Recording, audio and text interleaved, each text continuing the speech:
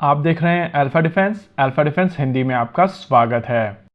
आज के इस वीडियो में हम लोग बात करने वाले हैं जोरावर लाइट टैंक के बारे में। देखिए 2-3 दिन पहले हम लोगों ने आपको बताया था कि Zorawar light tank roll out कर दिया गया है और इसके ऊपर लगभग 100 घंटे की टेस्टिंग भी की जा चुकी है। इसके अलावा यहाँ पर ये नोट करना भी बहुत जरूरी है कि इस टैंक को लेकर बातचीत शुरू हुई थी साल 2020 में और साल 2024 में हम लोग इस टैंक का प्रोटोटाइप ऑलरेडी देख रहे हैं। इस टैंक को लेकर कुछ एक्स्ट्रा इन्फॉर्मेशन अभी बाहर निकल कर आई है और इस वीडियो के दौरान हम लोग उसी चीज को समझेंगे। इसके साथ ही हम लोग ये भी समझने की कोशिश करेंगे कि कैसे ये टैंक भारत के फ्यूचर आर्मर्ड व्हीकल के लिए एक बेसलाइन होगा और अगर हम लोग आम तौर पर अब्यूज की जाने वाली टर्म गेम चेंजर को यहाँ पर यूज करें तो गलत नहीं होगा।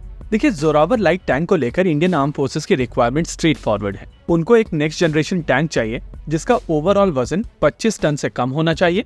इसमें 2 या 3 का क्रू हो सकता है, लेकिन ये डेजर्ट से लेकर हाई एल्टीट्यूड टेरेन में हर जगह ऑपरेट करने में सक्षम होना चाहिए। इसमें 105 मिलीमीटर की स्मूथ बोर गन मांगी गई थी जिसके साथ में एक ऑटोमेटिक लोडर और बैटल मैनेजमेंट सिस्टम होना चाहिए। इसकी प्रोटेक्शन टैंक लेवल की यानी कि स्टैनैग लेवल 4 होनी चाहिए। साथ ही इसमें ERA और सॉफ्ट किल मेजर्स भी होने चाहिए। अगर मोबिलिटी की बात की जाए तो इसका power to weight ratio 25 horse power पर टन होना चाहिए। साथ ही साथ यहाँ पर एम्फीबियस कैपेबिलिटी मांगी गई है। यहाँ पर रिक्वायरमेंट बेसिक है और थ्योरेटिकली कहा जा सकता है कि एक 25 टन के टैंक के साथ में ये अचीव करना मुश्किल नहीं है। यहाँ पर इंडियन आर्मी और मिनिस्ट्री ऑफ डिफेंस को 2 ऑप्शंस दिए गए थे। पहला ऑप्शन था जहाँ पर K9 वज्रा की चासी को यूज करते हुए T90 टैंक की टरेट उसके साथ में मेट की जानी थी और वहाँ पर आपको लगभग 36 से 37 टन का एक टैंक मिल जाता। दूसरे ऑप्शन में भी K9 वज्रा की ही चासी यूज की जानी थी, लेकिन इसके ऊपर टरेट जॉन कॉकरेल की होती। पहले ऑप्शन के साथ में परेशानी वजन थी और दूसरे ऑप्शन के साथ में परेशानी मेक इन इंडिया के कंटेंट की। अगर चासी साउथ कोरियन है और टरेट बेल्जियन है तो ये इंडियन टैंक कैसे है? स्पेसिफिकली तब जब इसमें इंजन और ट्रांसमिशन दोनों इंपोर्टेड होने थे, यानी कि MTU का इंजन और रेनेक का ट्रांसमिशन। चलिए अब एटलीस्ट ये क्लियर हो चुका है कि यहाँ पर हल DRDO का होने वाला है जो L&T द्वारा बनाया जाएगा। टरेट भी DRDO द्वारा डिजाइन की गई है और ये भी L&T द्वारा बनाई जाएगी। इंजन कमिंस इंडिया का होगा, यानी कि भले ही टेक्नोलॉजी US की होगी लेकिन ये इंजन भारत में बनाया जाएगा और ट्रांसमिशन रेनेक का होने वाला है। लेकिन इस पूरे डेवलपमेंट में जो सबसे इंपॉर्टेंट चीज निकलकर सामने आई है वो है DRDO का ऑटो लोडर और भारत फोर्ज की गन। इस पॉइंट को पकड़ के रखिएगा क्योंकि आगे हम लोग इसके बारे में बात करने वाले हैं।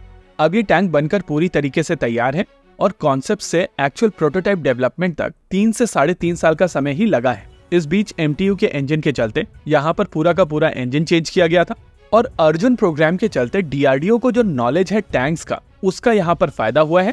साथ ही इंडस्ट्री जिस मैच्योरिटी के साथ में इस समय खड़ी हुई है उसका फायदा इस प्रोग्राम को हुआ है। मैं आमतौर पर जिस नो हाउ नो वाई की बात करता हूँ वो एग्जैक्टली यही नो हाउ नो वाई है। अगर ये प्रोग्राम इतनी सारी कठिनाइयों के बावजूद इतने कम समय में बनकर तैयार है उसके पीछे आपका सालों का एफर्ट है जो अर्जुन प्रोग्राम में गया है। इस बात पे कोई दो राय नहीं है कि L&T के पास में भी कुछ कैपेबिलिटी ऐड हुई है K9 वज्रा के चलते, लेकिन उनकी तरफ से बार बार K9 थंडर की चासी ही ऑफर की जा रही थी।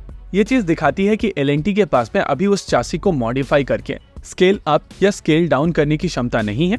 वहीं दूसरी ओर भारत फोर्ज की तरफ से जो आर्टिलरी गन के बैरल्स बनाए जा रहे थे उसकी क्षमता यूज करते हुए टैंक का बैरल बनाया गया है और टैंक की गन बनाई गई है। इस तरीके की क्षमता आपके पास में तभी आती है जब आप अपने खुद के सिस्टम डिजाइन करते हैं और डेवलप करते हैं।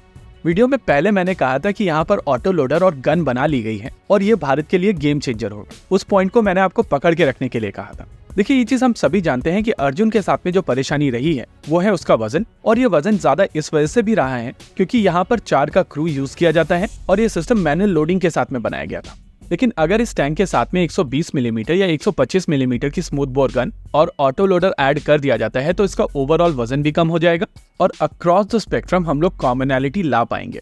इसी के साथ आज के इस वीडियो में रखते हैं केवल इतना ही। वीडियो को अंत तक देखने के लिए धन्यवाद। देखते रहिए अल्फा डिफेंस। जय हिंद।